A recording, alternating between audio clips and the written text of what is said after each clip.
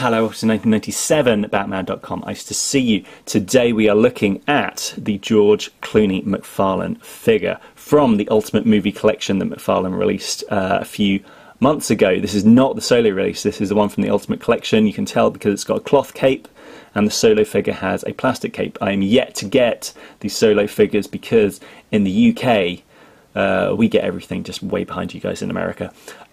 This was also sent to me, if you saw my other video, a very good friend in America sent me the Val Kilmer one, because I wasn't going to get this Ultimate Movie Collection because I figured I only really want 2 out of the 6 figures.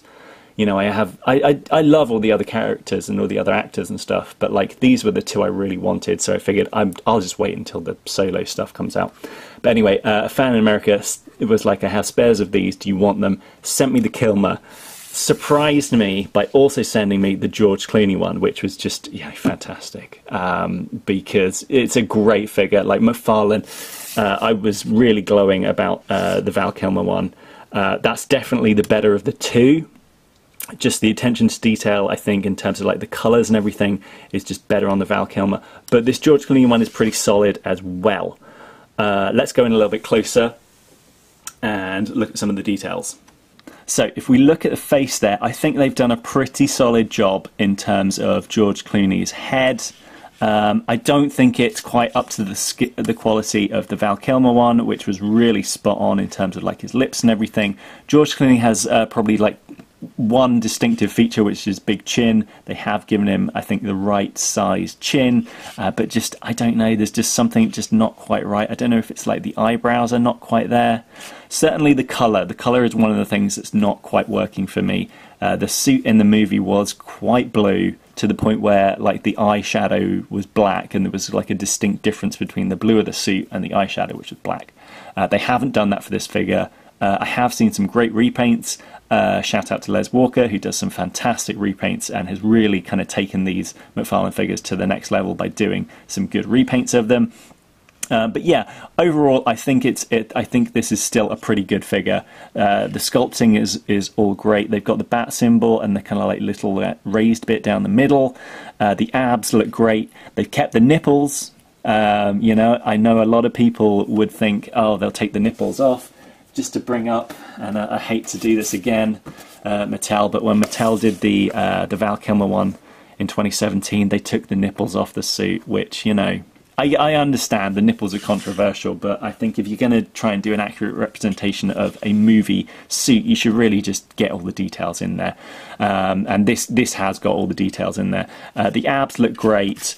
Once again, yeah, they've got this kind of thing here, and apologies if I'm sounding like such an old man, but I don't collect modern figures, and I've never seen this kind of joint here where kind of the arm goes up and this little bit sort of like moves with it, so that it sort of like hides the join a bit better. That's one of the things I don't like about articulated figures, is I don't like seeing all the joins.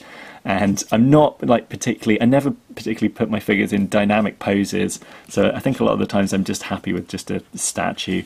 But anyway, this does have great articulation. You can put this guy in like all sorts of, you know, you could get him like properly like kicking up in, you know, like a pose, you know, and properly make it look correct.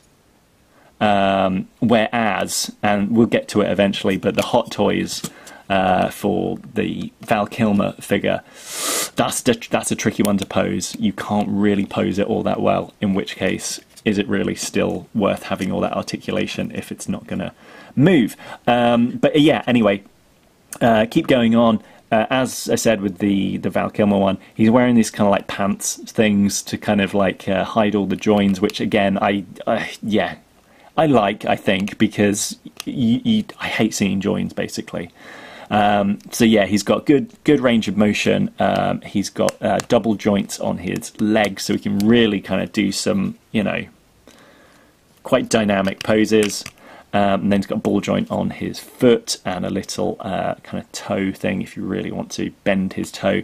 The thing which always surprises me, particularly about these George Clooney and Val Kilmer action figures, is that they weren't really, you know, the suits themselves really didn't kind of lend themselves well to any kind of range of motion. So it seems crazy that we're trying to do, kind of give them a sense of motion in these figures, because that's not what the suits were like. They were really clunky, and you could barely move, and you couldn't move your head or anything. So yeah, that seems a bit weird. Yeah, just to compare it to the Val Kilmer. Sorry, they don't stand very well. I think I need to sort of, there's so many bits of articulation. I think I need to, yeah, there we go. As you can see, yeah, I just think if they'd just gone for a slightly more blue colour, it would have worked a bit better. Maybe they were thinking about the cape, because I know the cape is basically the same on more or less all the figures. You know, so maybe they were thinking, oh, if we make the figure blue, then we're going to have to do a blue cape, and then we're going to have to get blue cloth. Yeah, so yeah, I do understand that. Sorry, yeah, just going in as well. Mine have kind of flipped up a little bit, but it has got the little kind of clasps there that they had, the kind of little plasticky clasps. To show kind of where the cape was sort of meant to be kind of connecting to the suit.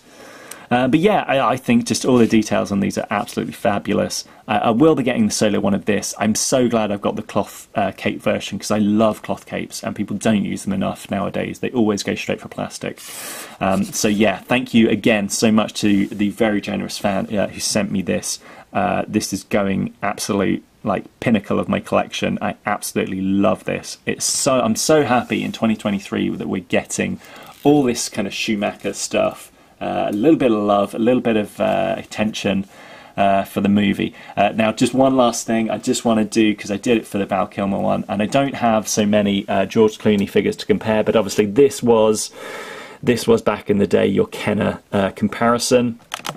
So yeah, the Heatwave Batman, I think it's Heatwave Batman.